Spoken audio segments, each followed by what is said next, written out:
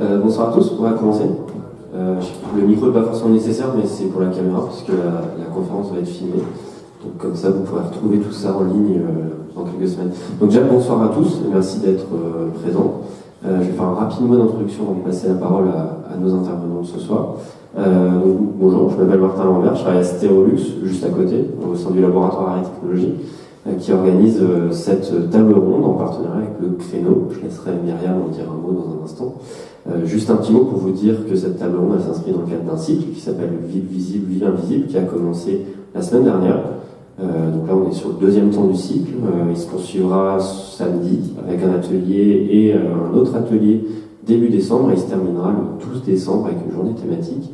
Et ce cycle est consacré à la question des données urbaines et de la visualisation des données urbaines, et notamment comment elles permettent de donner à voir des dimensions invisibles de la ville. Voilà, donc aujourd'hui on a voulu explorer cette question-là sous l'angle de la géolocalisation. Et je n'en dis pas plus, juste comme dit, ça va être filmé, donc vous pourrez retrouver ça sur notre site d'ici quelques semaines. Le programme de ce soir, c'est que la table ronde va durer à peu près 1 heure, ensuite environ une demi-heure de questions, d'échanges avec le public. Et je termine en remerciant le bâtiment B qui nous accueille ce soir. Voilà, bien. Merci Martin. Donc, je m'appelle Myriam Servière, je représente ici AAU, et en même temps je fais la modération de cette table ronde. Le laboratoire AAU, c'est le laboratoire de l'école d'architecture de Nantes, donc avec une équipe à Nantes qui s'appelle le Créneau, une autre à Grenoble. Et dans ce laboratoire, on est très pluridisciplinaire, donc on peut trouver à la fois des architectes, évidemment, dans une école d'architecture, mais aussi des sociologues, des historiens et quelques informaticiens. Et donc, sur une cinquantaine de personnes, nous sommes 6 informaticiens. Et le thème de la visualisation de données géoréférencées est un de nos thèmes de recherche. Donc, on a commencé avec une table ronde la semaine dernière sur la modélisation de ces données urbaines. Et on continue aujourd'hui à travailler sur ce thème au niveau de cette table ronde en se préoccupant de la manière de se géolocaliser en ville qui, on va le voir je pense, soulève beaucoup de questions. Donc j'en profite pour remercier les intervenants de ce soir, donc Estelle Harry de la CNIL, Catherine Arnuy de Orange et Miguel Ortiz de l'ISTA. Donc je vais vous demander chacun, s'il vous plaît, de vous présenter en quelques phrases. On débute effectivement.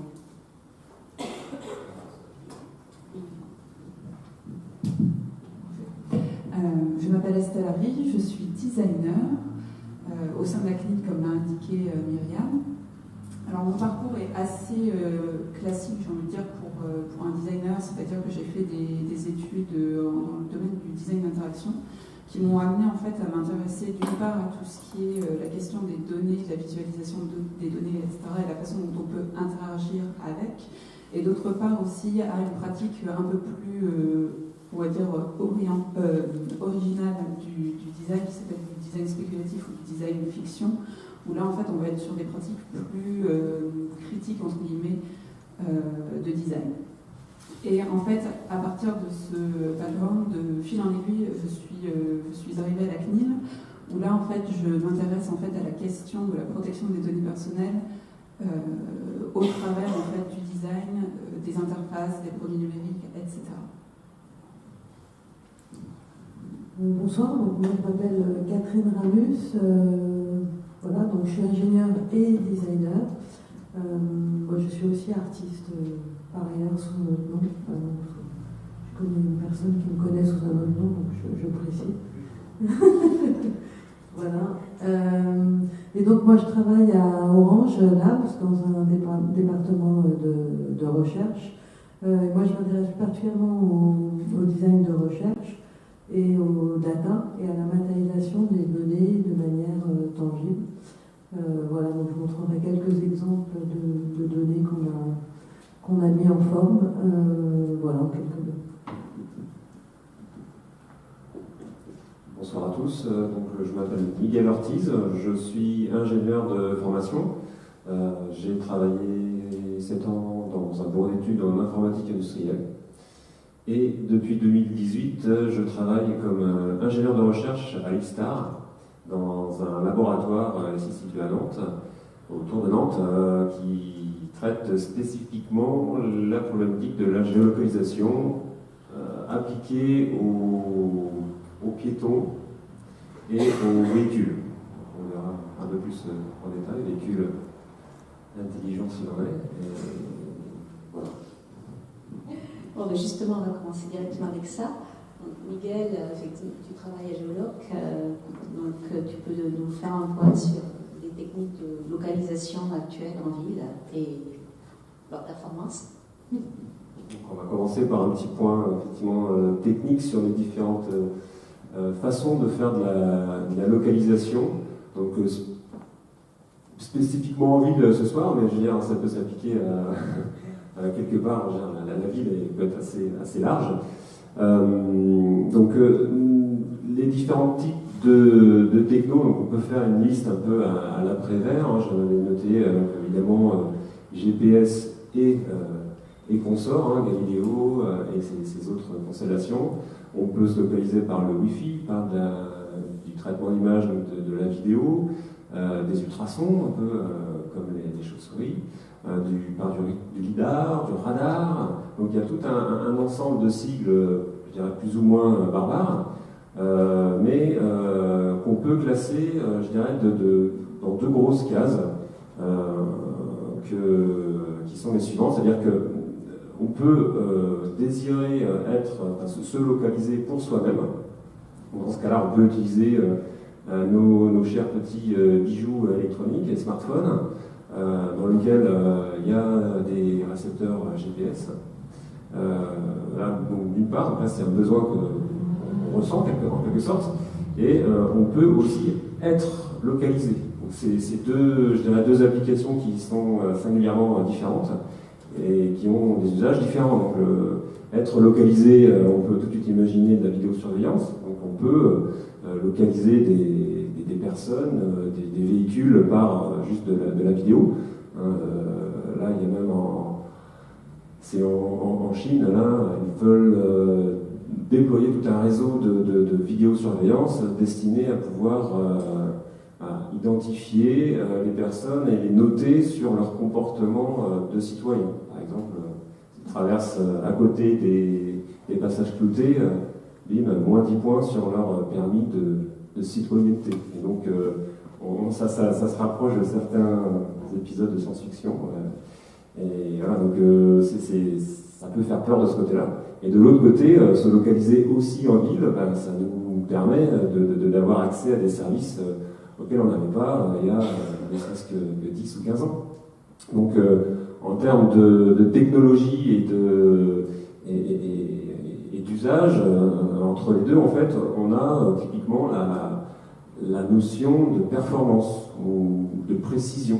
Donc on va pas faire les mêmes choses en fonction des précisions que les systèmes sont à même de délivrer.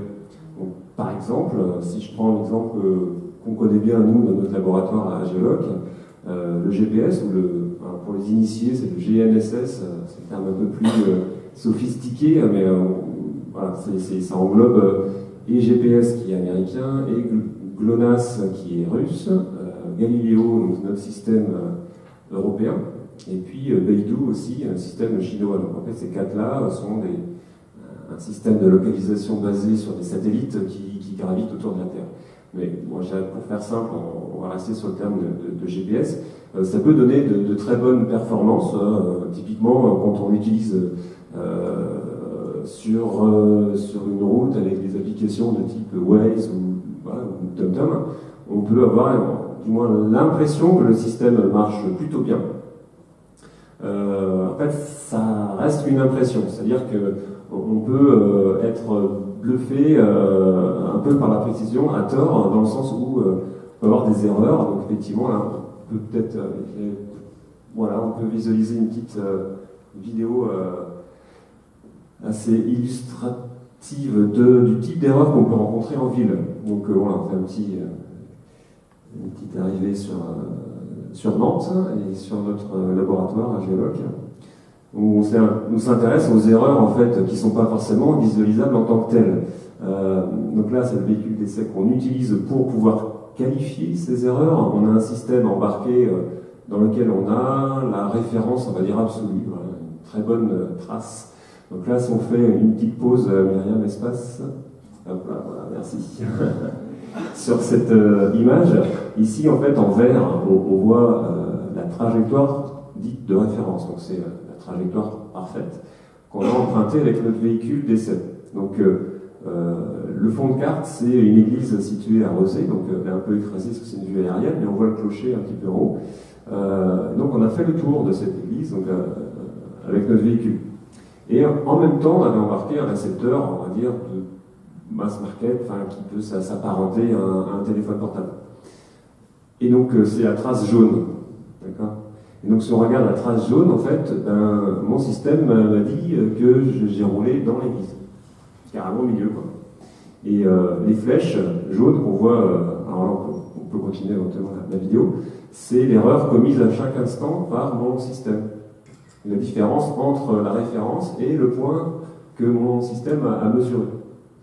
Donc c'est pas très, enfin là en l'occurrence c'est pas très joli, ça montre bien qu'il y a des gros problèmes ici. On finit rapidement la vidéo. En fait, on a passé sous le périphérique, on a fait le tour du rond-point comme on nous a bien appris à l'auto-école, et mon système jaune, lui, considère que j'ai complètement coupé à l'envers mon rond-point.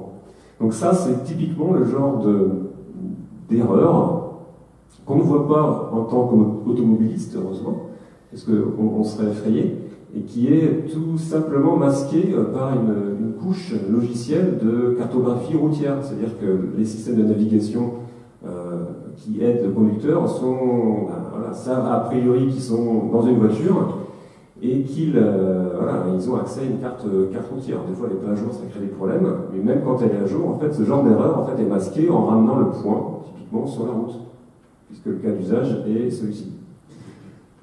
Justement, là, tu nous as présenté un cas d'usage sur la localisation de la voiture, mais vous travaillez aussi beaucoup au niveau de la localisation du piéton, qui amène d'autres problématiques et qui, éventuellement, c'est même plus difficile. Oui, exactement. Sur le piéton, c'est l'autre pan, je dirais, au niveau recherche à Géoloc, je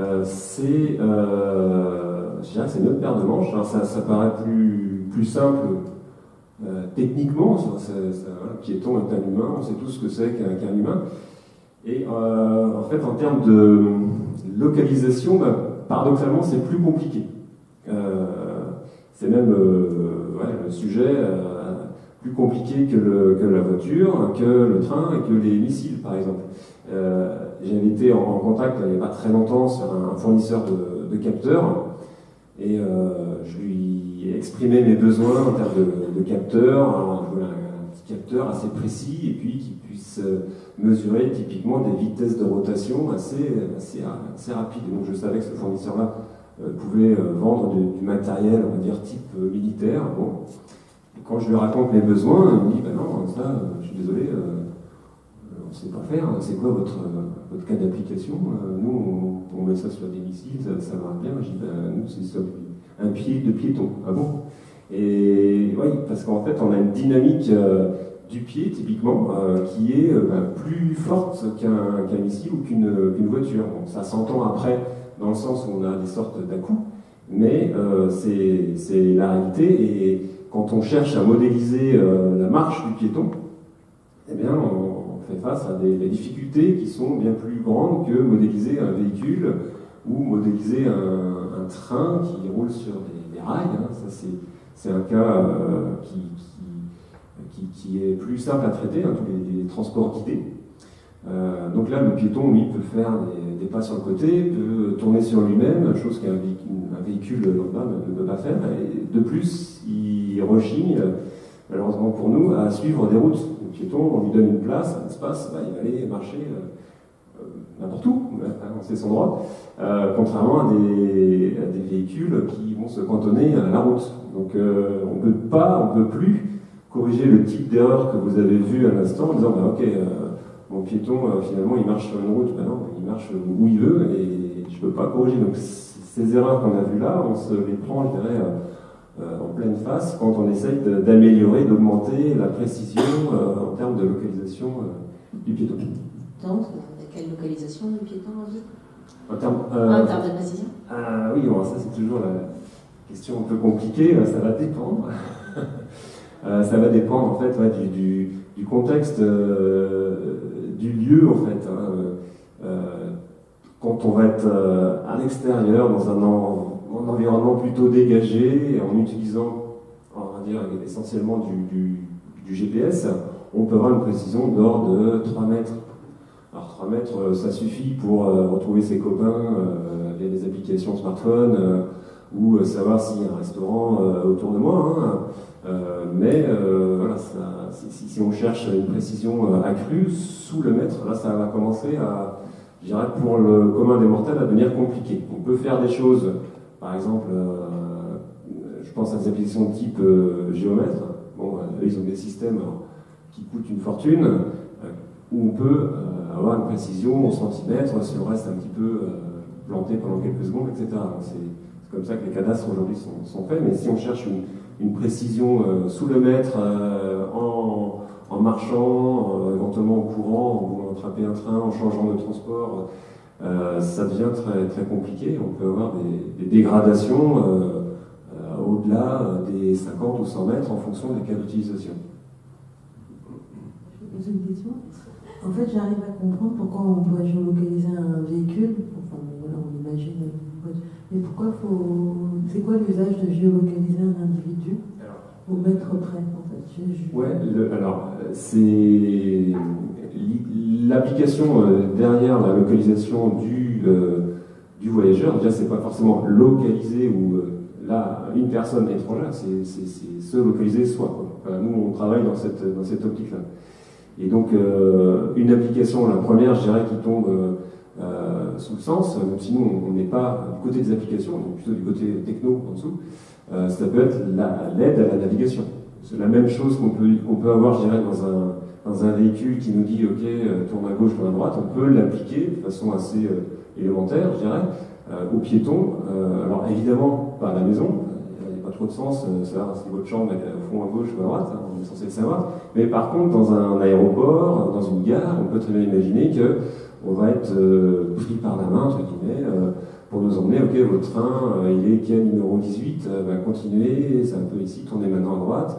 Votre wagon, c'est le numéro 13, ok, c'est un peu plus loin, montez dans le train, et puis même, on peut imaginer, votre place, c'est ici, ok, c'est bon. Donc, ça, on est mal assis. On va changer de place. Donc c'est ce type voilà, qui est naturellement possible. Typiquement, la SNCF là, est en train d'équiper par exemple ces gares, d'ailleurs un projet, elle commence à faire de la communication là-dessus, de systèmes ils appellent ça des beacons, c'est des petites balises qui peuvent être actives ou pas, en l'occurrence celles-ci sont actives, plutôt basées sur la technologie Bluetooth, comme ça c'est compatible directement, nativement avec les smartphones, et puis c'est capable, pour peu d'installer l'application qui va bien, notre téléphone va être capable de communiquer ou de localiser ces balises et de se localiser grâce à ces balises. Donc, par exemple, on parle là, si vous faites attention sur les quais, il y a des grands pylônes en béton, et il y a des petites balises blanches, alors peut-être sur un pylône sur deux, c'est ce genre d'expérimentation. Donc ils sont déjà dans cette démarche-là d'aide aux voyageurs. Et voilà, après on peut aussi décliner le voyageur dans ses différents modes de transport. Donc on peut imaginer que dans un futur proche, on pourra avoir une localisation continue, intérieur-extérieur, avec différentes technos et tout ça transparent.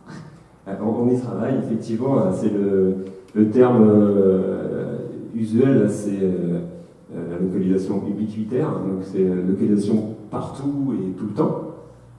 Alors cette localisation-là, on l'a pas encore, justement, enfin, si là je peux démystifier quelques idées reçues, on n'a pas encore trouvé un système génial qui tient dans la main, qui coûte pas cher, et qui nous localise, ou qui nous permet de nous localiser pour nous à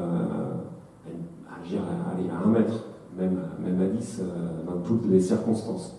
Par exemple, GPS, on va dans le bâtiment, ça ne marche plus. Les ondes à radio sont trop faibles. Et donc, oui, on y travaille et on a toujours le sentiment un peu désagréable de courir un peu après alors, du moins dans notre labo, hein, après des films de science-fiction, ou même ne serait-ce que les romans policiers, où on est capable de suivre, grâce à un petit point rouge, n'importe qui, dans n'importe quelle condition, parce qu'il a une montre connectée.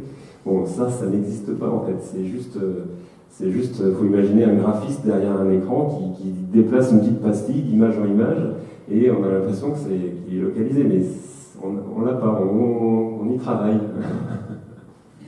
Et justement, tout à l'heure, Catherine posait la question de à quoi ça sert. Justement, est-ce que vous pourriez nous dire à quoi ça sert pour Orange de localiser les personnes? Alors, localiser un individu dans l'espace, ça permet déjà d'acheminer les appels. En fait, aujourd'hui, dans le réseau Orange, on a des antennes. Et ces antennes permettent de recevoir vos appels, vos SMS ou vos datas. Et donc, pour savoir où vous êtes, tout simplement, on a besoin pour acheminer toutes ces données, on a besoin de savoir où vous êtes. Donc, je dirais que c'est le b.a.-ba du réseau mobile, c'est de pouvoir vous géolocaliser pour pouvoir offrir le service de communication. Donc ça, c'est le b.a.-ba, on va dire. Après, voilà, donc c'est vraiment la fonctionnalité de base du réseau mobile. Bon, après, Miguel a commencé à en parler, il y a éventuellement d'autres usages au niveau des applications. Est-ce que vous nous en dire plus par rapport à ça? Alors, moi, je ne suis pas conceptrice d'applications, mais effectivement, il y a des applications mobiles qui sont développées par Orange et qui utilisent la géologue comme d'autres applications. Donc après, c'est pas les plus, comme dans la préparation, c'est pas les plus à valeur de ce type de data, en fait. Il y a un service qui existe aussi qui s'appelle Mon Réseau, en fait, qui permet de regarder la qualité du réseau autour de vous. Donc souvent, elles sont utilisées dans ce sens-là. Voilà, après la CNIL en fera mieux que moi. Mais voilà, donc aujourd'hui, la captation de données, elle est beaucoup utilisée en ce sens. Justement, j'ai une question. Vous avez Fluvision aussi chez Orange? Oui, alors on en parlera peut-être. On peut en parler maintenant. Oui, donc effectivement, il y a une offre qui s'appelle Fluvision, qui permet alors c'est de la vente de données de positionnement dans l'espace d'individus. Donc ça permet finalement on verra une visualisation tout à l'heure, une visualisation plus design en fait, de ce qu'on peut faire avec ces données. Et donc ça peut potentiellement positionner tout le monde dans l'espace, et ce de manière collective. Donc on arrive comme ça, alors ça s'appelle Fluvision, parce que justement on est capable de regarder des mouvements d'individus dans le temps. Alors c'est quasiment du temps réel, hein. Donc nous on a fait des visualisations, mais à 10 minutes près. Donc on est capable de restituer l'état d'une ville à 10 minutes près, en quelque sorte le temps de gérer les datas. Voilà. Donc aujourd'hui c'est une offre qui existe, donc c'est une offre d'Orange Business Service, et entre guillemets c'est vendre de la donnée de positionnement pour situer des gens dans l'espace. Mais cette donnée, vous n'avez pas précisé, mais a priori elle est anonyme. Elle est obligatoirement anonyme en fait. Ouais. Donc ça c'est un point qu'on n'a pas encore abordé, mais peut-être que Estelle va pouvoir nous en parler un peu plus. Il y a tout un ensemble de lois à respecter par rapport à ces données de géoréférencement qui sont à respecter à la fois par les entreprises et par les laboratoires. Effectivement, alors aujourd'hui, je pense que tout le monde est plus ou moins familier avec le terme RGPD qui est entré en application le 25 mai 2018. Alors en fait, il y a un premier point qui est important à comprendre, en fait, c'est le terme de données personnelles. Qu'est-ce que c'est? C'est pas forcément très compliqué, en fait, c'est juste n'importe quelle information qui peut être reliée directement ou indirectement à une personne. Typiquement, si je vous dis Estelle Harry, c'est une information qui peut être reliée assez directement à moi-même. Par contre, si je parle du numéro IP de mon ordinateur, c'est une information qui va être reliée indirectement à moi parce qu'on va pouvoir la croiser avec un certain nombre d'autres informations qui pourront en fait relier l'ensemble à ma personne. Et ensuite, un autre point qui est assez important à avoir en tête quand on parle de données personnelles, c'est que, en fait, dans la loi, on va distinguer ce qu'on appelle des données personnelles sensibles. Donc, typiquement, ça va concerner, par exemple, tout ce qui est données de santé, tout ce qui est données qui ont attrait, par exemple, à vos préférences sexuelles, à vos préférences religieuses, etc., etc. Alors, par rapport à tout ça, en fait, la donnée de géolocalisation n'est pas dite sensible au sens de la loi. Pour autant, en fait, c'est un type de donnée avec laquelle on va pouvoir savoir énormément de choses, en fait, sur les personnes. Typiquement, si une personne se retrouve, par exemple, aux heures de la messe près d'un lieu religieux, on va pouvoir savoir, avec des probabilités assez fortes, que cette personne est de telle ou telle religion et que cette personne est pratiquante. Alors, en fait, c'est par un travail d'inférence en fait, que l'on va deviner quels sont les modes de vie, les préférences, etc. de l'individu. Et donc forcément, en fait, par extension, ça peut poser un certain nombre de questions assez sensibles et critiques en termes de liberté individuelle.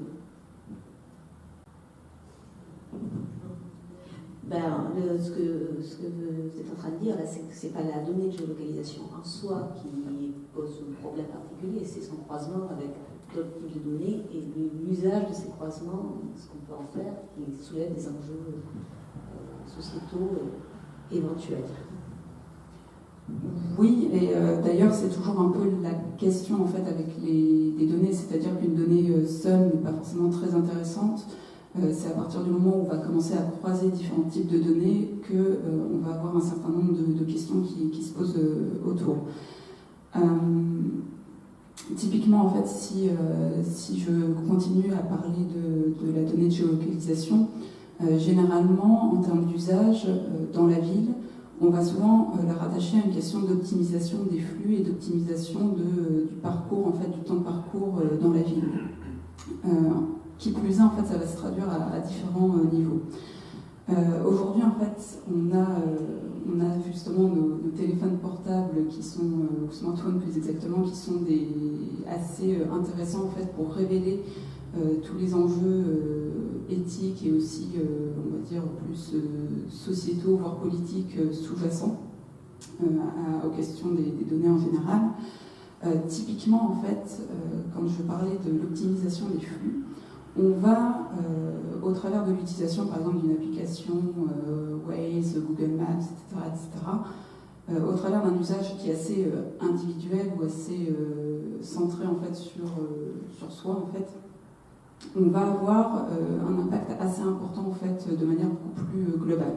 C'est-à-dire que le fait de vouloir, d'avoir un paradigme fort de vitesse de déplacement qui est mise en place en fait dans ces applications au travers d'algorithmes, ça va en fait redessiner la façon dont on utilise la ville. C'est-à-dire que typiquement en fait par rapport à des schémas d'urbanisme plus classiques qui étaient en fait décidés par l'acteur public, aujourd'hui en fait ça va être plutôt les algorithmes au travers de l'utilisation individuelle de ces applications qui vont en fait redessiner vraiment la façon dont la ville est parcourue et qui vont poser en fait un certain nombre de questions, typiquement en termes de nuisances sonores, en termes de pollution, etc. Et en fait, par rapport à ça, ce qui est assez ironique, c'est que l'acteur public va devoir agir et va par exemple commencer à bloquer certaines rues pour en fait que les applications arrêtent de faire passer des automobilistes par ces rues, etc., etc. Donc en fait, on a une question en fait sous-jacente et c'est vraiment une question ouverte. Est-ce que la somme des intérêts individuels est équivalente à l'intérêt général? Et justement, par rapport à ce cas précis, on est vraiment en fait confronté à ce questionnement. Après, toujours en fait dans l'utilisation des applications mobiles de déplacement, on va dire, il y a une conséquence qui est assez forte et sans doute assez invisible en fait pour nous utilisateurs, c'est que au travers de des données qui sont générées, qui sont captées en fait par des acteurs plutôt privés, on a aussi une question de jeu de pouvoir en fait entre l'acteur privé et l'acteur public qui est remis en cause. C'est-à-dire que, et de un, l'acteur privé va de plus en plus vers l'acteur public en proposant un certain nombre d'outils à celui-ci, justement parce que, en tant que, par exemple, que mairie ou que région, on a une certaine appétence en fait pour des données de géolocalisation parce que ça nous permet de comprendre comment l'infrastructure est utilisée, etc. et aussi d'améliorer en fait potentiellement le service public. Ça, les acteurs privés ayant les données l'ont bien compris et donc proposent en fait toute une gamme d'outils aujourd'hui à des mairies, etc. Il y a des partenariats justement qui existent, par exemple entre Waze et un certain nombre de villes françaises. On peut très bien dire que c'est très positif, etc. Pour autant, dans ce cas de figure précis, l'acteur public devient en fait dépendant du secteur privé pour en fait aménager son territoire à force, parce que en fait il a une perte de connaissances et de savoir-faire en fait autour de la donnée. Donc il n'est plus vraiment maître en fait de ce qu'il se passe. Et en fait, il y a aussi un effet de bord qui est qui questionne quand même pas mal. C'est-à-dire qu'à partir du moment où un acteur public entre en partenariat entre guillemets avec un acteur privé, il va aussi avoir un intérêt à ce que les citoyens ou les habitants de la ville aillent sur un service, en particulier, le service partenaire. Et du coup, là, on entre un peu dans des logiques de distorsion de concurrence qui peuvent quand même prêter à question. Il y aurait aussi un autre point justement par rapport à cette question de collecte de données qui permettent en fait de comprendre l'infrastructure et la façon dont elle est utilisée par les habitants, et ça retombe un peu, enfin ça rejoint un point que Miguel a mis en exergue tout à l'heure sur par exemple le placement de beacons dans l'espace public pour savoir où est la personne, etc. Ça, c'est des choses qui ont déjà été expérimentées un peu partout dans le monde. Typiquement à Londres, le service public londonien avait fait une expérimentation dans le métro où justement en fait il y avait des beacons un peu partout dans le métro qui récupéraient en fait l'adresse IP des téléphones portables pour savoir en fait, pour comprendre quels étaient les flux d'utilisation du métro. La question qui se pose en fait derrière ça, on peut très bien dire que c'est à très bon but, etc., etc. Il y a quand même une question assez fondamentale par rapport à la législation et par rapport au RGPD, c'est l'information des personnes au préalable et aussi le recueil de leur consentement. C'est-à-dire que moi, en tant que personne qui me balade déjà dans l'espace public, est-ce que j'ai envie d'être traqué ? C'est déjà une question plutôt légitime. Et ensuite, la question qui se pose, c'est comment est-ce que je fais pour indiquer que je ne souhaite pas être traqué ou bien que je peux, entre guillemets, naviguer en mode privé dans la ville. Donc ça, ce sont des questions qui se posent déjà aujourd'hui et qui vont être devenir de plus en plus importantes en fait dans le futur quand on parle de la Smart City où justement l'idée c'est un peu de tout connecter et de tout savoir de qui et où, à quel moment, etc. Et justement, ça commence à générer des détournements, des postures militantes anti-localisation.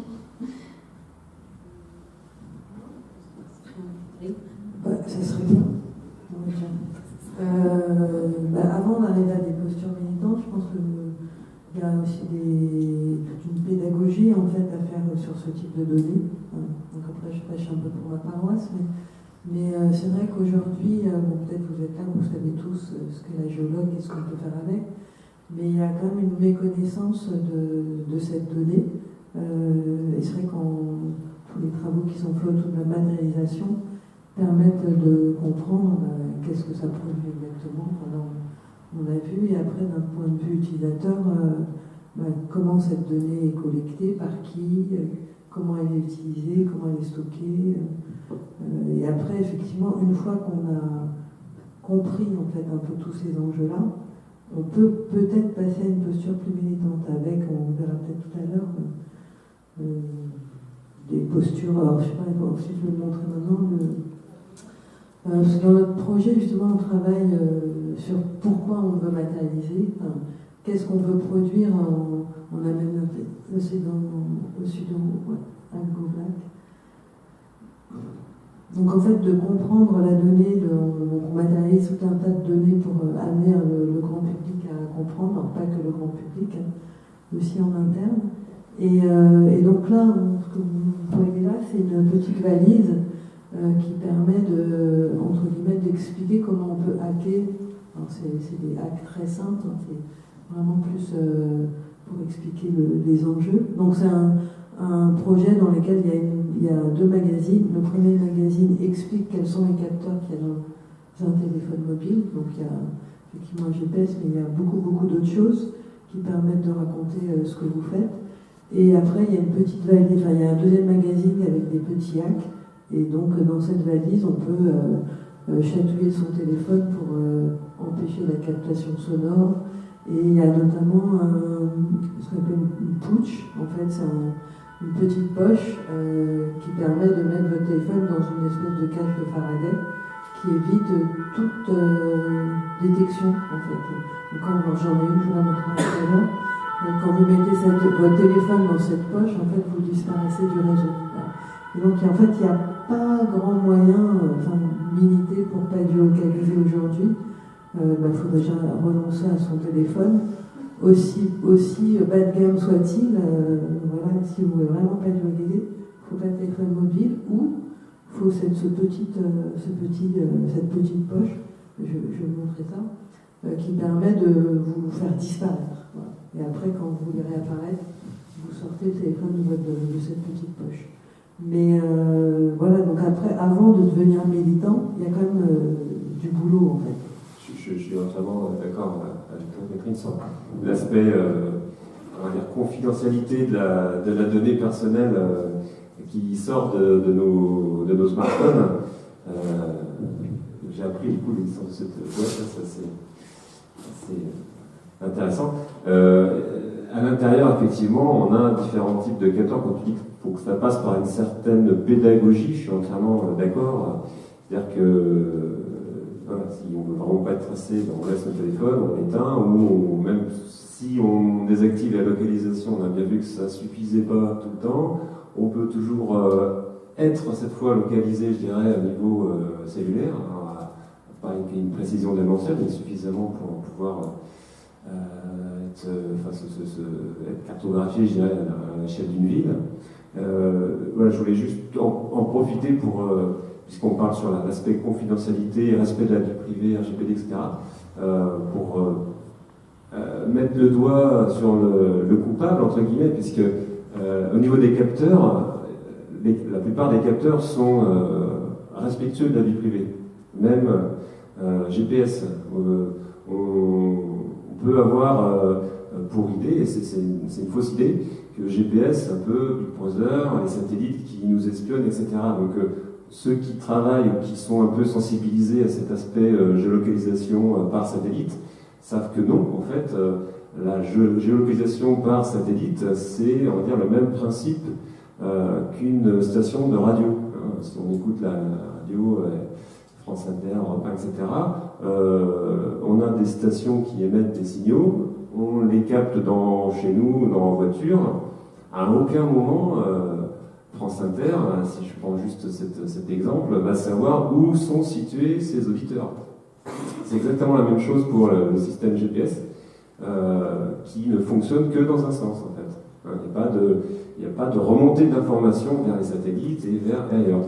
Là où il y a des remontées d'informations, c'est après la sortie du capteur, du récepteur GPS, c'est au niveau des smartphones, en fait.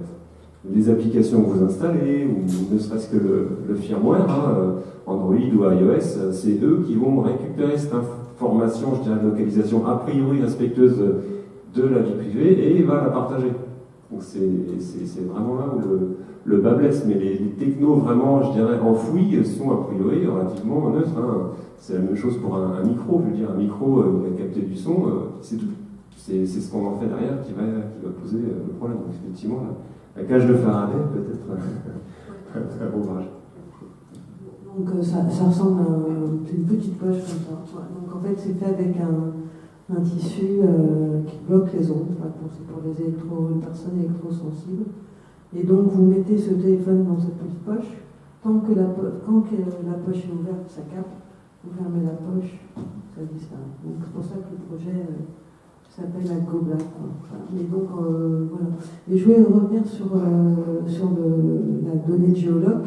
Alors, dans un téléphone, il y a beaucoup d'autres choses, comme capteurs qui permettent d'identifier si vous marchez, si vous êtes immobile, si le téléphone est dans votre poche, pas dans votre poche. On parle beaucoup de la géologue, mais bon, parce qu'on est dans la ville, mais on est à même de savoir aussi le type de mobilité que vous avez et d'autres grands, il y a des grands acteurs qui l'utilisent en tout cas. Effectivement, là on est encore dans le croisement de données au niveau de tout ce qui est capté par le téléphone et sur les types d'usages que ça peut donner. Par rapport, je voudrais revenir au lien entre la personne et la ville dite intelligente. La plupart des gens ne sont pas forcément conscients de tout ce dont vous venez de parler. Ok, on active le GPS parce que c'est pratique pour avoir son chemin, mais qu'il y a cette captation de données, cette interaction. Et tout à l'heure, on parlait de l'utilisation de cette donnée par les collectivités, mais les personnes elles-mêmes, est-ce qu'elles peuvent avoir d'autres types d'utilisation de ces données ? Alors déjà, là je vais rejoindre ce que Catherine disait tout à l'heure, c'est-à-dire qu'il y a à mon avis un gros enjeu de matérialisation, de sensibilisation de la donnée. C'est-à-dire que c'est quelque chose qui est assez invisible, qu'on ne voit pas, dont on n'a absolument pas conscience, ou alors le seul type de conscientisation, ça va être au travers de l'utilisation d'une application, où effectivement en fait on a des données qui nous sont resservies, mais sous une forme bien particulière et qui est vraiment liée au cœur d'un service. Après, la deuxième partie de la question, c'était l'utilisation des personnes de cette donnée pour elles-mêmes. Oui, alors justement, avec le RGPD, il y a un nouveau droit des personnes qui a été mis en place, qui est le droit à la portabilité, qui donne en fait la possibilité aux personnes de récupérer leurs données, soit pour une utilisation personnelle, pour faire absolument tout ce que vous voulez avec ces données, ou bien pour les transmettre à un autre service. Donc ça, effectivement, aujourd'hui, on a des moyens, on va dire, légaux pour justement pouvoir s'emparer de ces données et pouvoir les travailler.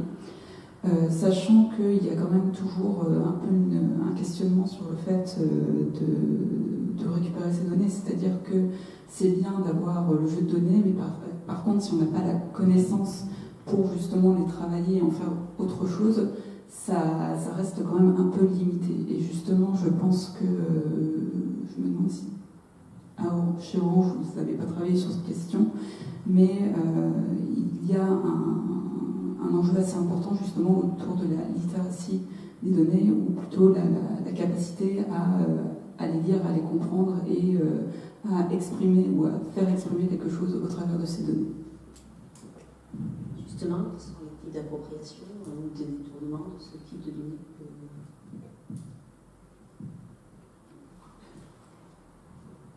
Des artistes ou par des designers par des gens qui sont conscients du fait que cette donnée existe et qui en font autre chose.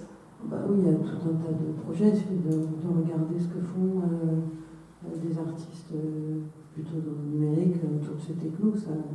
Il y a plein de projets autour de des données de géologues, tout un tas de données. Là. Après, ça dépend dans quel champ, mais voilà, si vous êtes curieux de ça, il faut taper artiste, géologue, et il y aura un tripoté de projets. Alors après, il y a des... Miguel, tu voulais parler? Donc là, c'est une activité de marcheurs, en fait, qui s'amusent à faire ce qu'on appelle du GPS touring. En fait, ils installent une application sur leur smartphone et puis ils naviguent en ville, à pied, à vélo, en suivant un parcours bien établi, ça se prépare, et ils dessinent des formes dans la ville. Donc là, on a une espèce de poisson rouge, poisson noir en l'occurrence, et plus proche de nous, là, on a l'éléphant de Nantes là, qui a été dessiné. Alors, je crois que c'est un trajet de 30 km, donc ça a été réellement fait. Alors, je crois que il doit y avoir du vélo, parce que, oui, vélo, c'est ça, parce que c'est 1h30, je crois, 30 km, au requin, qui a été dessiné à Paris, ouais, c'est ça. Et donc, je trouve que c'est un détournement, je le trouve assez intéressant de la donnée géolocalisation. Et dans un autre registre, peut-être un peu moins, je dirais, fun, ce genre d'application peut être détournée à des fins moins anodines. Il y a eu récemment, il y a quelques mois, une application dédiée pour les joggers qui a été massivement utilisée, et en fait on s'est aperçu que les militaires qui s'entraînaient au Mali ou dans des régions un peu compliquées s'entraînaient avec cette application pour savoir combien de kilomètres ils faisaient, le nombre de pas, etc. Et puis quand on agrège toutes les données, ça dessine le contour de la base dite secrète. Voilà, accessible sur Internet. Donc ils ont gentiment reçu l'ordre d'arrêter d'utiliser cette application. Mais voilà, c'est un autre type de détournement qui peut être un peu plus angoissant. Mais voilà. Après, là, je pensais à un artiste qui s'appelle Aram Bartol, qui est un artiste allemand qui, lui, utilise, on n'a pas de visuel, mais vous le tapez dans votre téléphone. Et lui, il a travaillé sur les codes du monde Internet, et donc il a un projet qui a quelques années maintenant, qui, avec le gros marqueur Google rouge, en fait, je ne sais pas si vous voyez le marqueur de position, et il en a fait des énormes qui situaient comme ça dans la ville. Donc c'est aussi une manière d'interpeller sur la géologue, là aussi dans le monde physique, mais à travers un symbole en fait, et non pas une donnée physique. Donc c'est un artiste qui est assez intéressant. Et justement, on parle là de la visualisation de cette donnée qui a priori n'est pas une donnée tangible. Comment chacun dans vos domaines, vos domaines respectifs vous rendez visible, vous représentez ou vous visualisez ce type de données de géolocalisation? Comment on rend visible cette donnée invisible? Alors, nous, on a fait dans notre lab un certain nombre de projets sur ce sujet-là. Le premier s'appelle Empreinte de mouvement, donc c'est un projet de 2012. Peut-être tu peux cliquer là, ça va donner une idée de ce que c'est une empreinte de mouvement. Donc l'idée première, en fait, c'était d'essayer d'incarner la donnée de géolocalisation autrement que par un petit point bleu. Quand pour vous, la géologue, c'est je suis ici, je sors mon téléphone, j'ai un point bleu. Et donc là, cette empreinte de mouvement, c'est essayer d'imaginer ça non pas dans un moment précis, mais plutôt dans le temps, c'est-à-dire essayer de voir, quand on accumule la donnée de géolocalisation sur plusieurs jours, et dans un espace géographique donné, qu'est-ce que ça peut donner. Voilà, donc l'empreinte de mouvement, comme vous avez vu tout à l'heure, c'est pour chaque individu la collecte de sa donnée de géolocalisation sur un mois, dans un espace physique. Donc là, c'était Paris, la petite couronne. Et donc ces données sont non pas mises sur une carte avec du bleu, du rouge pour des données chaudes ou froides, on va dire, mais elles étaient mises en volume. Et le simple fait de remettre en volume le temps, en fait, ça faisait un espace individuel de chacun, enfin, c'est son espace-temps personnel, sachant qu'on est tous pris par des routines.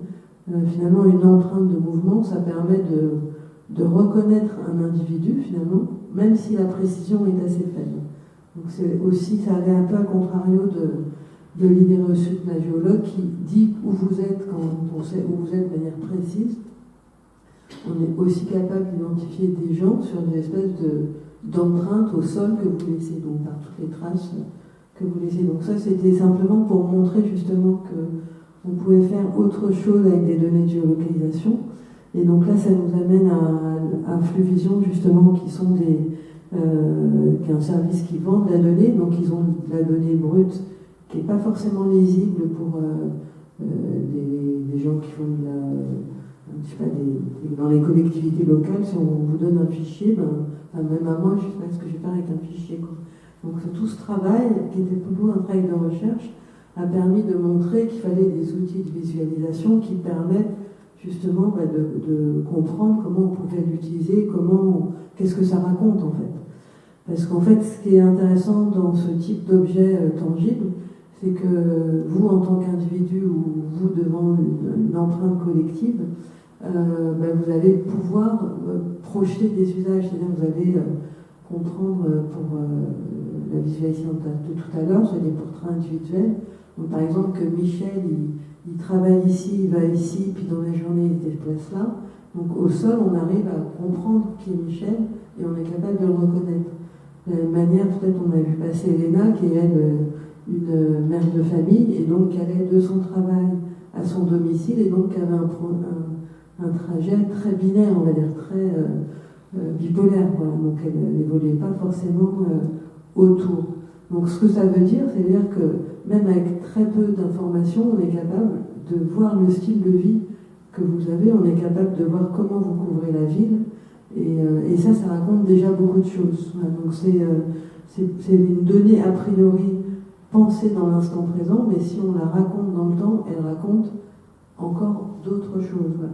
Et donc de confronter des individus à ce type d'objet, ça a permis justement de percevoir tout ça, de voir, enfin de montrer à l'individu que ça racontait aussi des petits détails de la vie. Il n'y a pas que votre domicile et que votre travail, il y a tous les espaces où vous allez, vous passez moins de temps, mais vous y allez quand même. Donc, tout ça, ça raconte.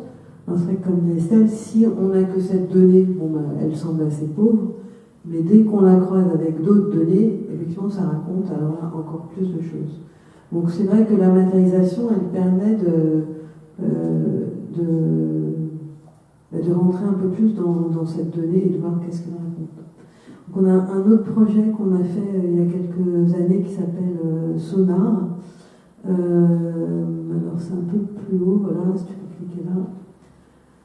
Donc là c'était, peut-être faut mettre un petit peu de son, c'était à la fois une visualisation et une sonification. Ouais, donc c'était une manière de voir la ville. Donc là ce qu'on va voir c'est des données d'activité des antennes mobiles sur plusieurs jours. Voilà, donc avec des jours un peu particuliers. Donc là par exemple c'est le 31 décembre 2014, donc c'est la ville du jour de l'an. Donc on va voir la ville d'une manière un petit peu différente.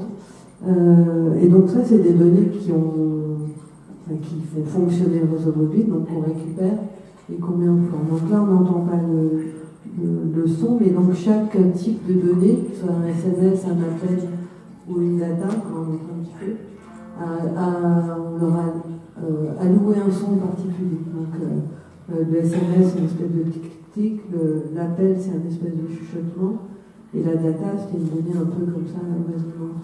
Et finalement, c'est normalement ça prend la forme d'une installation, vous avez une carte devant vous, il y a 4 haut-parleurs, on va pouvoir passer le premier temps.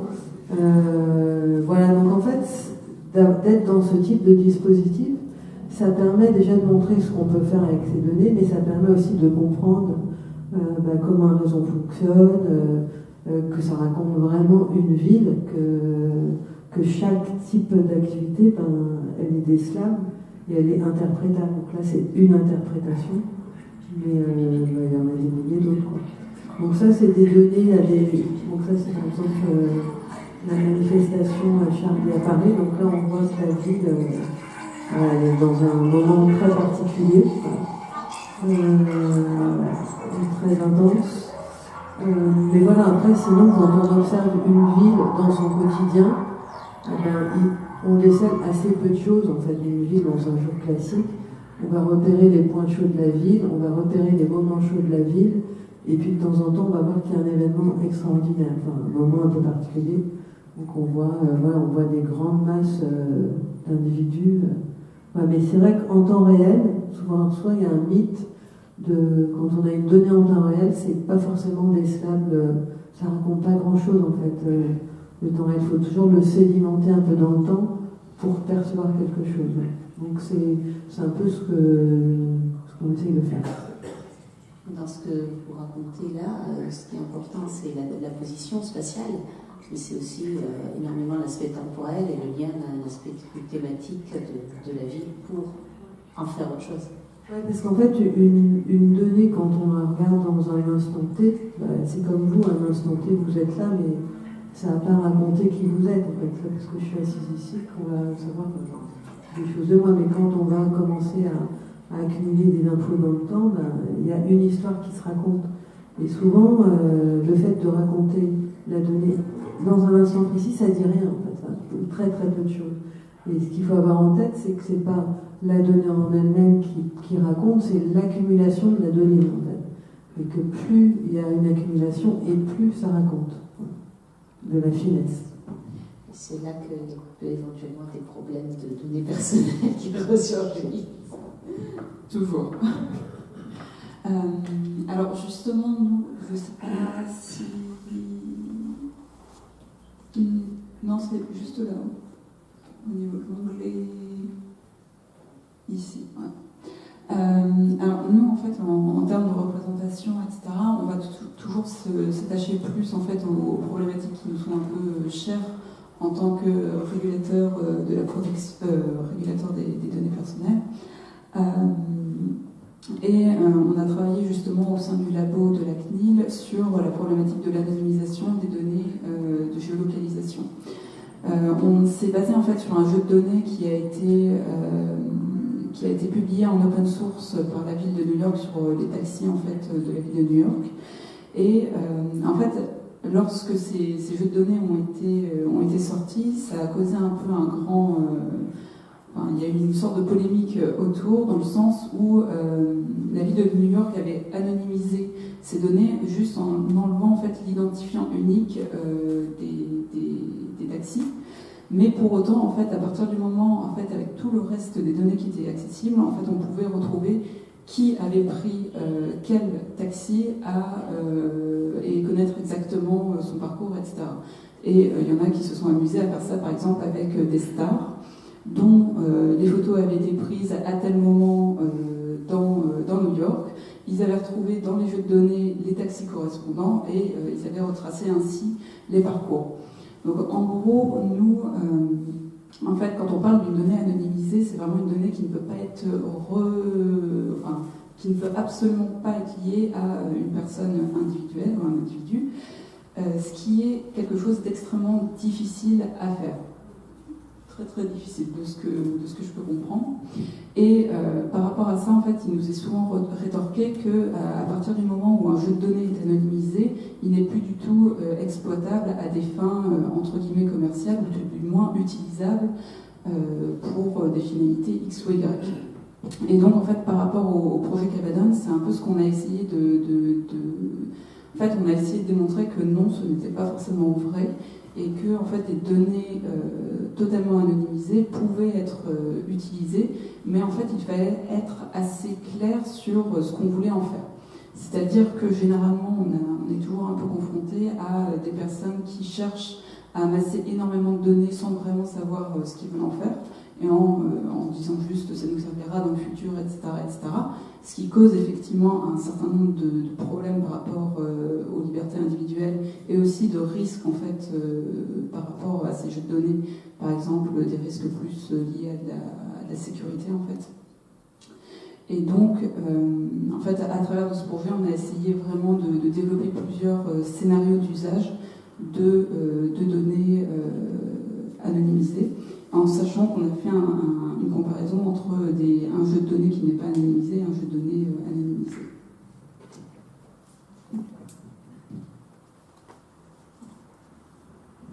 Miguel, toi, la visualisation de données, côté recherche, oui. Nous, ce qui nous intéresse au premier plan, puisqu'on conçoit soit des nouveaux capteurs de mouvement. Alors, ça peut être basé sur justement l'activité humaine, type podomètre, etc., ou des nouveaux algorithmes qui permettent d'aider le voyageur à se localiser. Et ce qui nous intéresse, c'est l'erreur en fait que les systèmes vont commettre. Donc on a vu un exemple tout à l'heure dans le véhicule avec les flèches jaunes. Voilà, j'ai quelques images qui peuvent illustrer les propos également. C'est là par exemple on est à Toulouse et c'est une trace en fait de notre système de référence. Donc là on est normalement sur des précisions de l'ordre du centimètre. Vous voyez quand c'est bleu foncé, là, c'est que c'est très précis. L'échelle à droite est en mètres. Donc la plupart du parcours là est en bleu foncé, donc on était satisfait entre guillemets, donc on pouvait compter sur notre référence en disant ok, tous ces endroits-là, on peut considérer que notre référence elle tient la route et on peut comparer, calculer des erreurs et dire que les autres systèmes sont bons ou pas bons.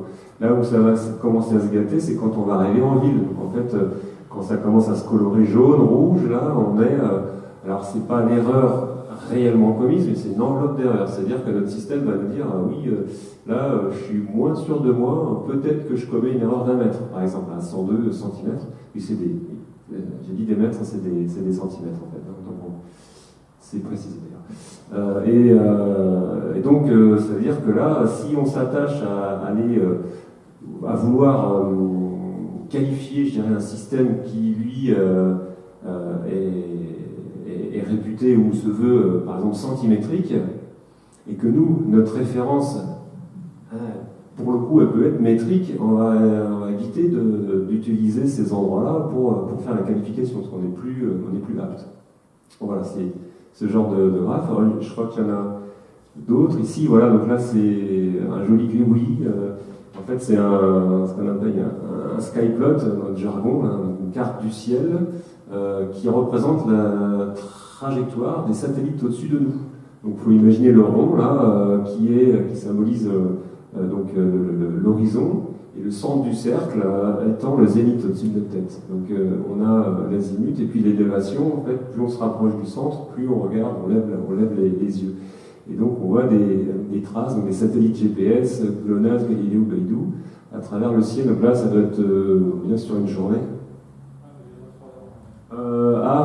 Je pense que c'est plus long que 3 heures, je pense. Hein, et alors, il y a d'autres types de façons de visualiser. Je sais qu'il y a l'ESA, par exemple, qui a développé une application. Alors, c'est plus, je dirais, dans le cadre de la pédagogie aussi, mais c'est une application de réalité augmentée, c'est-à-dire qu'on filme le ciel, enfin, voilà, c'est pas à l'intérieur, mais ça a moins de sens, et elle affiche sur impression les satellites, en fait. Donc en se déplaçant, en utilisant les capteurs qui permettent un peu comme d'observer les étoiles, sauf que là on peut observer les satellites qui sont d'ordinaire invisibles. Donc c'est des choses qui peuvent être intéressantes d'observer. Et ici, oui, ça c'est voilà, donc ça rejoint un petit peu ce qu'évoquait Catherine sur une position d'instant T.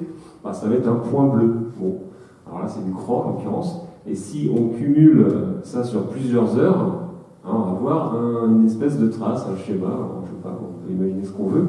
Là, ce qu'il faut retenir, c'est que normalement, le capteur, il était statique. C'est-à-dire qu'on l'a posé, antenne sur un toit d'un véhicule, et on a fait un enregistrement. Et on a regardé l'évolution de sa position. Donc si le capteur avait été parfait, on aurait eu un point bleu, sur plein de points bleus, mais tous superposés, donc on n'aurait vu qu'un seul.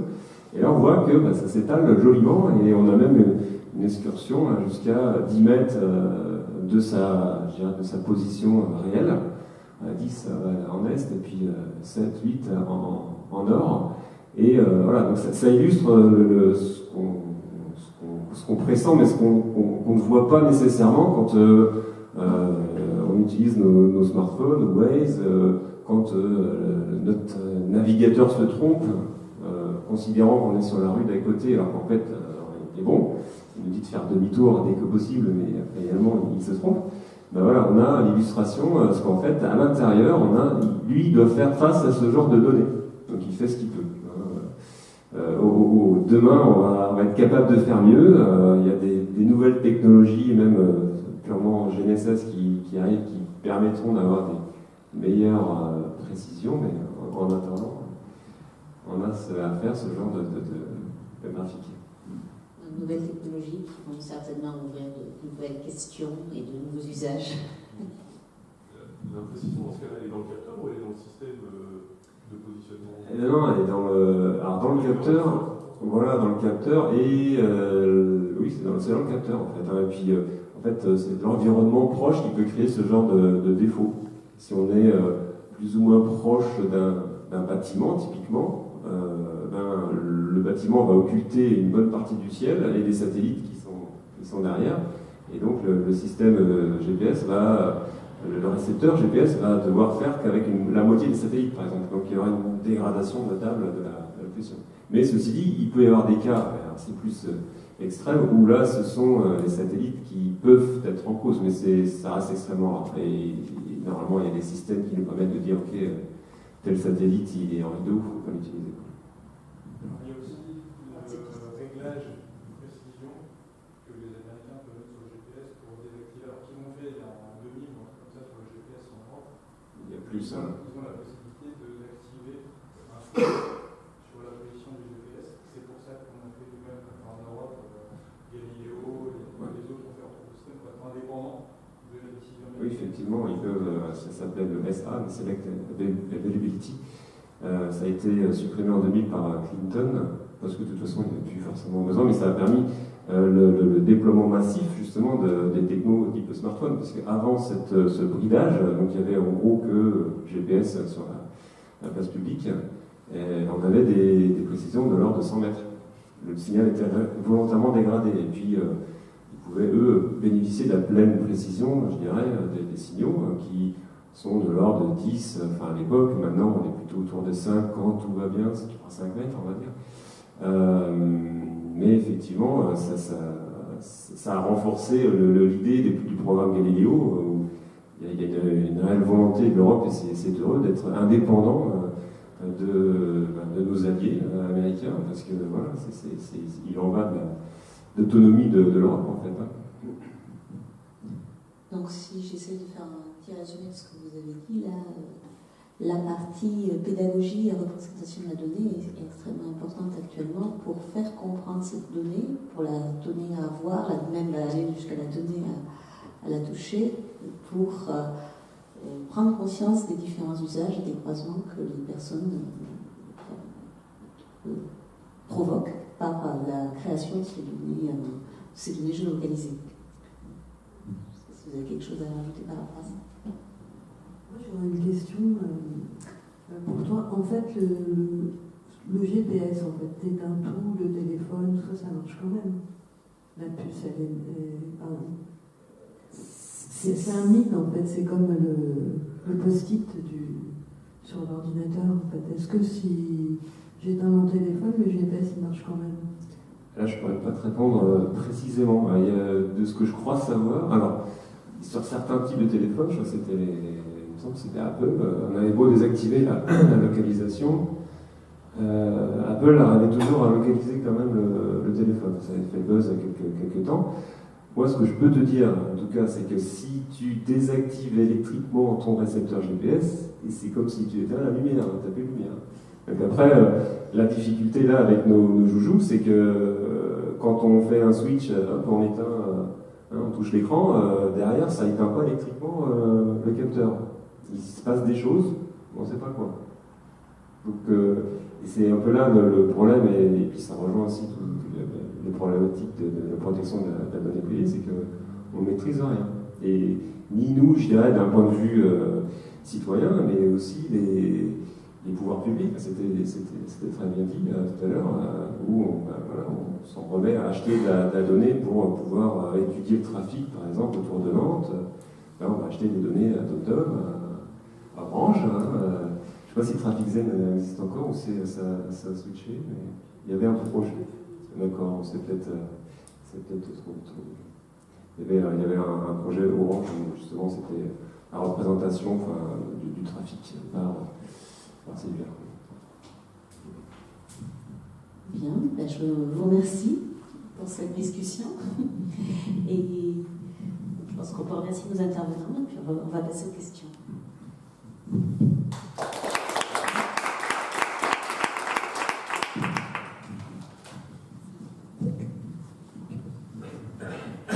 Est-ce qu'il y a une question?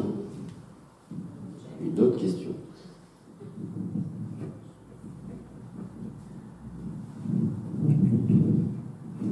Moi j'ai une question relative aux législations, les aspects données personnelles sensibles ou non.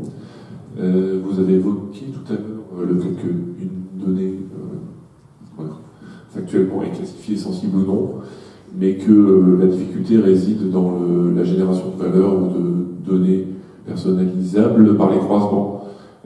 Ces croisements, ils sont infinis, voire en partie automatisables ou en tout cas traités par les machines. Comment on peut encadrer la valeur personnelle qui pourrait être générée de ces croisements? Est-ce que cette classification est finalement unitaire sur une donnée, mais sur des croisements génériques? Comment on peut contrôler ça? Au niveau de la loi, il y a un certain nombre de principes en fait, qui encadrent la manière dont un traitement doit être pensé. Et c'est-à-dire que le croisement de données si on veut faire un croisement de données, il faut avoir une finalité. C'est-à-dire, qu'est-ce que je veux faire en fait avec ce traitement? C'est-à-dire que, j'essaie de trouver un exemple, mais par exemple, si comme finalité, je vais reprendre les questions d'optimisation des flux dans la ville, mais c'est-à-dire qu'en tant qu'acteur public, je veux croiser des données de géolocalisation avec des données temporelles pour savoir combien de personnes, où sont les points de congestion dans la ville, à quel moment. Je peux faire un croisement de données, mais seulement pour cette finalité-là. C'est-à-dire que si d'un coup je commence à aller creuser du côté quelle est, par exemple, d'un coup, je ne sais pas, j'ai envie de savoir quelle est la proportion de pratiquants catholiques, etc., cette utilisation-là du croisement de données est totalement illégale, parce que le traitement la finalité première du traitement n'est pas celle-là. Donc en fait, ça c'est vraiment, d'un point de vue juridique, c'est la façon dont les choses sont encadrées. Si ça répond à la question. Oui, ça répond. En partie. Je vais cogiter.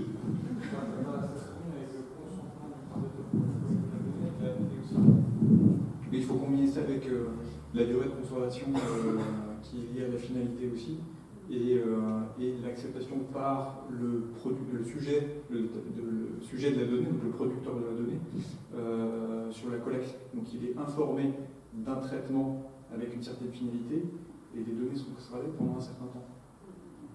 Donc on peut pas après se dire j'ai stocké ça l'année dernière, je le réutilise pour autre chose. Le client m'avait demandé, ou l'utilisateur m'avait donné la permission d'utiliser une fois, c'est pas pour l'utiliser pour autre chose. Donc je pense que, après c'est un débat, pas tous les cas sont pas encadrés, c'est pas une liste exhaustive de cas autorisés finalement, c'est, comme vous l'avez dit, des principes qui font que normalement on peut se positionner a posteriori sur on a le droit, on n'a pas le droit de le faire.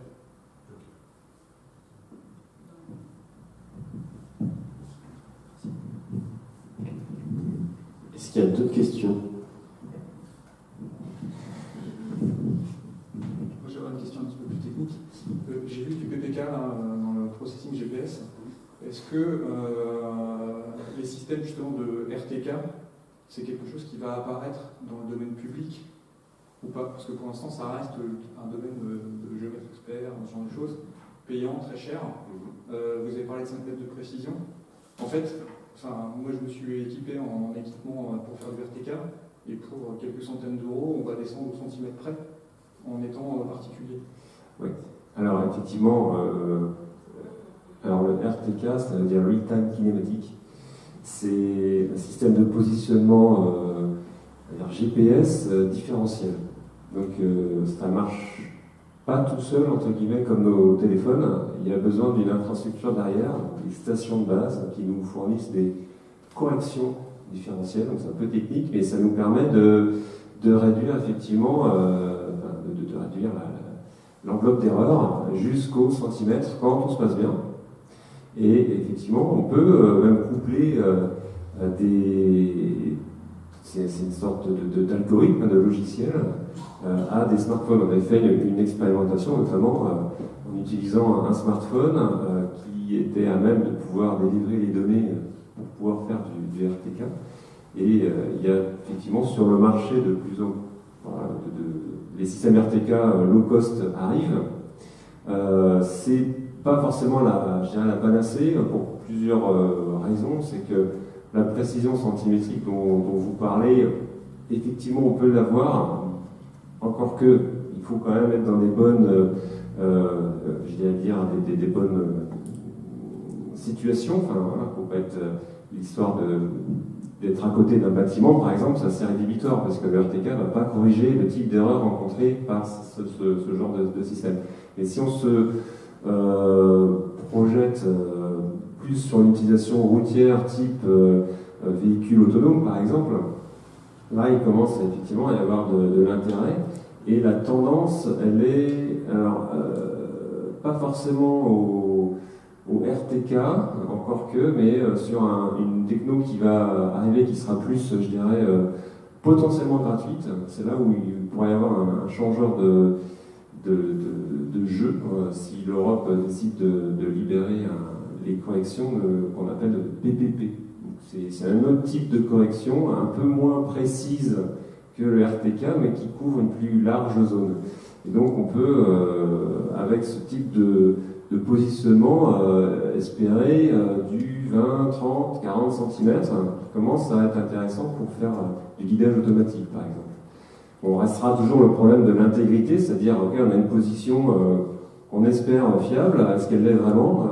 Est-ce que finalement mon véhicule il n'est pas malgré tout 2 mètres à côté? Puisque même au RTK, des fois on peut avoir des surprises. Enfin, on a l'impression d'être précis centimètres et en réalité on est 2 mètres à côté. Ça on l'a aussi observé. Très dépendant de l'antenne aussi, par exemple. Donc si on a le récepteur GPS en lui-même, il est relativement insensible à ça, mais si il fonctionne très bien en RTK, mais si on lui met une antenne low cost, il va donner des performances low cost. Si on veut quelque chose de sérieux, il faut une antenne surdimensionnée, je dirais, pour un usage particulier. Donc en gros, pour répondre à le RTK, je ne crois pas pour tout un chacun. Par contre, pour domaine d'application type véhicule autonome, etc., c'est potentiellement des pistes envisageables.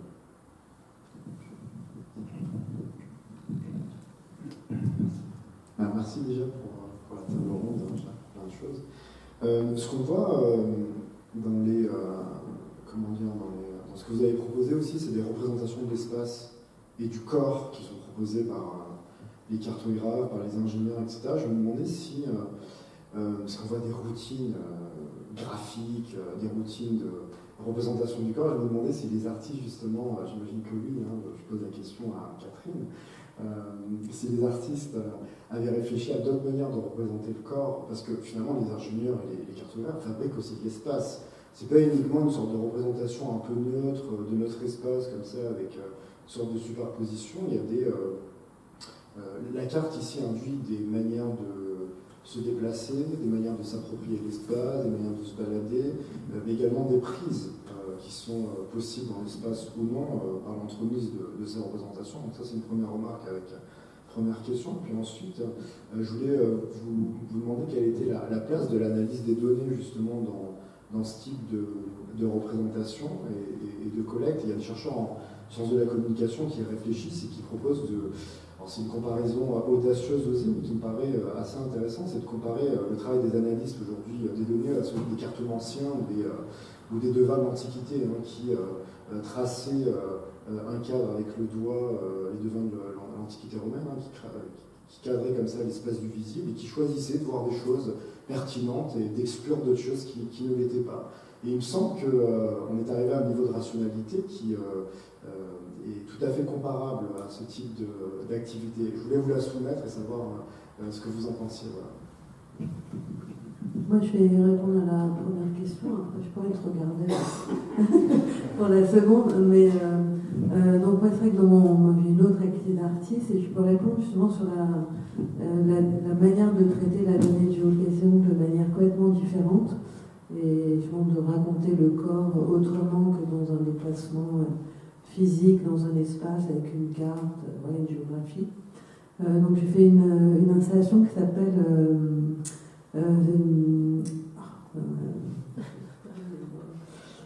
j'en ai fait plusieurs en fait. J'en ai fait une qui s'appelle Croisement et une autre qui s'appelait relative à l'altitude. Et donc je travaillais avec Julien Lévesque, un autre artiste numérique.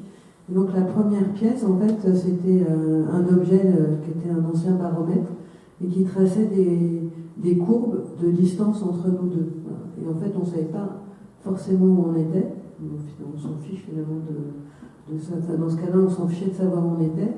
On voulait savoir si on était loin de l'autre dans le temps. Parce qu'en fait, le truc qui s'est passé, c'est qu'on se croisait souvent dans Paris et on se dit, peut-être on se croise, on ne sait pas qu'on se croise. Voilà. Donc c'était cet inconnu qui nous intéressait. Et donc il fallait, pour savoir si on se croisait sans le savoir, il fallait faire des courbes. Voilà. Et donc voir si ces moments arrivaient. Donc en fait, il arrive assez souvent de se croiser sans savoir qu'on se croise. Et donc pour faire ça, il faut faire des vraies courbes. Et donc on utilisait la géologue pour mesurer cette distance. En fait. Et donc c'est vrai qu'à rebours, ça raconte en même temps beaucoup de choses, cette géologue non placée dans l'espace. Là, on avait une autre installation qui s'appelait Élévation, je ne sais plus en tête le nom exact, et donc qui étaient deux objets qui représentaient l'un et l'autre. Et donc là, ce qui nous intéressait, c'est là aussi de savoir à quel est-ce qu'on était loin l'un de l'autre, mais aussi à quelle altitude on était. Ouais, donc on utilisait la géologue pour se situer en hauteur topographique. Et finalement, ce qui était intéressant dans ces objets, c'est que en fonction de nos déplacements, l'altitude changeait. Et finalement, on ne savait pas où l'autre était physiquement, mais en fait, on voyait s'il était chez lui, s'il arrivait. On sent le déplacement d'une personne à travers cette géologue non spatialisée. Et donc, ce type de réalisation, en fait, est extrêmement particulier quand on l'a devant soi, parce que d'un coup, on sent la personne physiquement sans la voir, parce qu'on a une notion de l'espace qui est complètement différente. Et c'est vrai que tu sens la personne arriver, et puis tu la vois avec un objet tangible. Et donc ça change complètement. Donc ça lie la donnée géographique, mais ça l'interprète autrement. Et c'est vrai que tu as une incarnation complètement différente. Donc ça raconte le corps, pas dans l'espace, mais toi ce que tu vois, c'est de l'espace. Donc il y a plein d'installations comme ça qui est une manière de traiter la donnée dans un contexte, que ce soit au centimètre près, finalement, on n'est plus du tout dans ce rapport de la donnée. Et bizarrement, ça raconte vraiment carrément d'autres choses. Quoi. Bon, après, sur le carré déviatoire, je vais te laisser répondre. Donc, je me définis pas forcément, pas du tout comme un nouveau cartomancien. Pour la bonne et simple raison, c'est que dans le domaine de la recherche, on va s'attacher pas forcément à deviner des choses. Alors, on peut avoir des intuitions, mais derrière, ça doit forcément, à un moment donné, s'accrocher à la réalité, à l'observation. Donc on est très ancré là-dessus, quoi. On observe des comportements, des trajectoires, des modélisations. Ensuite, on crée des algorithmes et ils peuvent plus ou moins bien marcher. Donc on se raccroche à une sorte de boucle fermée. Donc l'aspect cartomancie où on a une idée en tête et puis on essaye d'y aller coûte que coûte, voilà, il manque un peu la boucle de rétroaction derrière, c'est on se raccroche, est-ce que finalement ce que j'ai raconté en tant que cartomancien, ça tient la route ou pas. Voilà, nous on est vraiment dans ce processus-là, il n'y a pas forcément de dogme. Voilà. Après, on va s'intéresser effectivement à une partie de la donnée, et donc il faut mettre les hypothèses, et les vérifier, et puis revalider sur d'autres jeux de données, etc., qu'on n'affabule pas non plus, quoi. Donc, bon, je suis pas un cartomancien. C'est vrai que enfin, si je continue ce que je disais tout à l'heure, de ne pas repérer l'espace, une personne dans l'espace, finalement de l'incarner dans un autre objet, on se sent dans cette espèce d'effet un peu magique de sentir quelque chose qui est là, mais que tu ne vois pas. Donc, c'est vrai que la donnée de géolocalisation, on a continué à l'avoir avec ce petit point bleu, mais elle dit toute cette perception de l'autre, presque une télépathie de l'autre. Bon, ça dit beaucoup de choses en fait, au-delà de ce petit point bleu. Voilà. Et c'est vrai que tu devines dans ce carré, on regardait dans ce petit carré, mais... Je pense que les deux questions sont excellentes. Par rapport à la question de côté un peu divinatoire des technologies, il y a sans doute un lien un peu, à mon sens, on vit un peu dans une époque où il y a ce mythe des technologies qui savent mieux que les humains, qui sont meilleurs que les humains, etc., et qui, à mon sens, sont plus portés par des discours liés à l'innovation qu'à la recherche, à mon sens. Et typiquement, en fait, on voit même aujourd'hui des personnes qui vont plus croire ce qu'une machine va leur dire que ce qu'eux-mêmes peuvent ressentir ou même réfléchir. C'est-à-dire que typiquement, je pense que Myriam en parlait tout à l'heure, on a des cas où des personnes, par exemple, suivent très bêtement leur GPS et finissent au beau milieu de la mer. Parce que effectivement, le bon sens veut que ça paraisse assez logique. Bon, pourquoi pas. Après, pour l'autre question sur rechercher des modes de représentation différents, ce que je remarque en fait au niveau de la visualisation de données à proprement parler, c'est que on est en face d'une standardisation en fait des modes de représentation. C'est-à-dire que, par exemple, toutes les librairies de code, etc., ça en fait, nous enferme en fait, dans des modes de représentation assez fermés. Et justement, effectivement, le travail d'artiste est assez bienvenu en fait, de ce côté-là. Pour autant, ça pose toujours la question de comment est-ce que l'on fait pour s'approprier, on va dire, les outils pour visualiser ces données et en fait pour sortir un peu des modes de représentation qui nous sont donnés un peu tout cuits à utiliser. Quoi.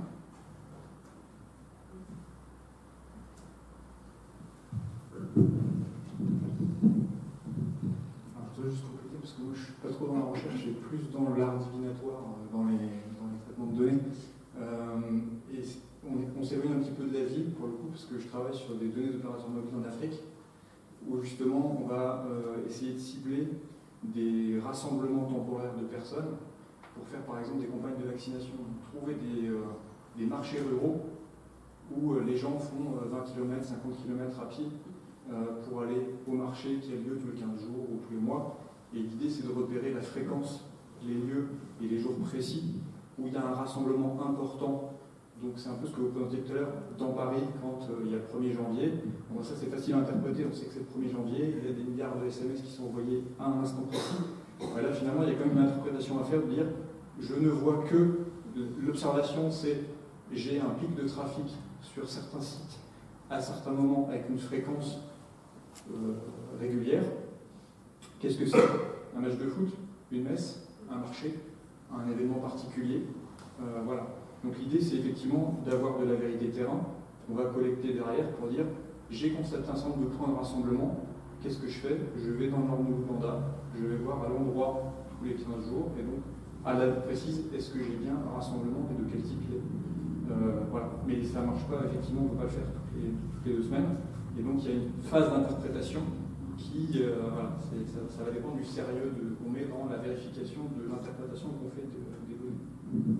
J'ai des collègues sociologues qui travaillent sur aussi la visualisation de data, mais notamment, je ne sais pas si vous connaissez Zbigniew Zoreda, qui travaille sur le croisement entre des données de santé et des données de géolocalisation, pour dans les pays d'Afrique, pour justement repérer ces cas précédents. Donc il faut peut-être le coup de le contacter. Bon, après, moi je ne suis pas spécialiste de ce cas-là, mais je sais que c'est un vrai sujet de recherche en tant que tel, en fait, ce sujet-là.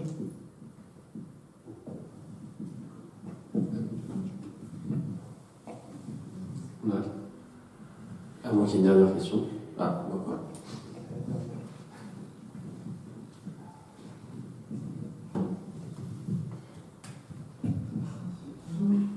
dernière question, c'était un peu votre avis par rapport à tout ce qu'on a dit. Actuellement, ce qu'on a vu, c'est la géolocalisation, c'est quelque chose d'assez statique, c'est-à-dire qu'on est assez individuel, et on voit, on a parlé de GPS, etc., donc qui est plutôt individuel sur des technologies assez individualistes. Est-ce que, avec tout ce qui va arriver, par exemple la 5G, des technologies qui ont, et donc la voiture aussi connectée, donc avec les trains de voitures, etc., on va arriver à une géolocalisation relative, ce qu'on disait aussi tout à l'heure. Est-ce que vous ne pensez pas que finalement on va arriver, et ça notamment aussi lié aux endroits, aux lieux, etc., on va arriver à une transformation du paradigme en disant que la géolocation est forcément soit par rapport aux autres, soit par rapport à des objets, soit par rapport donc vraiment à une transformation de la représentation de la géolocalisation par rapport aux technologies qui vont arriver dans les années prochaines. On est déjà en fait là-dedans, parce que quand on parle par exemple de véhicules autonomes, derrière il y a une carte. Donc les véhicules aujourd'hui autonomes qui arrivent à se guider, à s'auto-guider, le font par de la vision et la détection des bandes blanches sur la route. Bon, typiquement, voilà, les Tesla, pour nommer que, c'est la technologie qu'ils utilisent. Donc c'est très bien, puisque voilà, on arrive à se localiser, je dirais, par rapport justement à ces bandes blanches. Là où le bas blesse, c'est quand il n'y a plus de bandes blanches, ou quand il y a de la neige, ou elles sont effacées, le système va commencer à être moins à l'aise, quoi. Mais sur l'aspect se localiser par, donc c'est la localisation, on va dire, relative, c'est clairement sur les trains de voiture, voilà, on s'attache à respecter une interdistance de temps de mètres, et puis on avance comme ça, donc c'est déjà dans le tuyau. Il y a également, il y avait des systèmes de localisation basés sur aussi des QR codes. Donc on imagine, ça revient un petit peu des tags ou des beacons. On met par exemple un QR code sur des poteaux, et le message en question, c'est pas n'importe quoi, c'est la coordonnée du QR code. Donc on flash le QR code et on sait typiquement, voilà, on est devant tel poteau. Donc c'est un mix en fait. La localisation absolue pour elle-même, ça finalement peu d'intérêt. D'un point de vue usage, j'entends quoi. Je vais compléter avec juste une œuvre d'un artiste qui s'appelle James Bridle. Je sais pas si tu le connais. Ouais. Et donc c'est un gars qui a piégé une voiture autonome justement par rapport au marquage au sol. En fait, une voiture autonome est arrivée et puis il a dessiné à la craie des traits discontinus d'abord, un cercle discontinu, puis un cercle continu autour. Donc en fait, il a piégé la voiture en quelque sorte. Donc la voiture était bien bloquée à cette géolocalisation, elle ne pouvait plus bouger. En fait. Donc en fait, c'est vrai que les repères, il y a les repères absolus et même les repères relatifs peuvent être bousculés. Donc la fiabilité finalement de ces systèmes, c'est quand même un système extrêmement fragile. Avec une craie, on fait pas mal de choses quand même.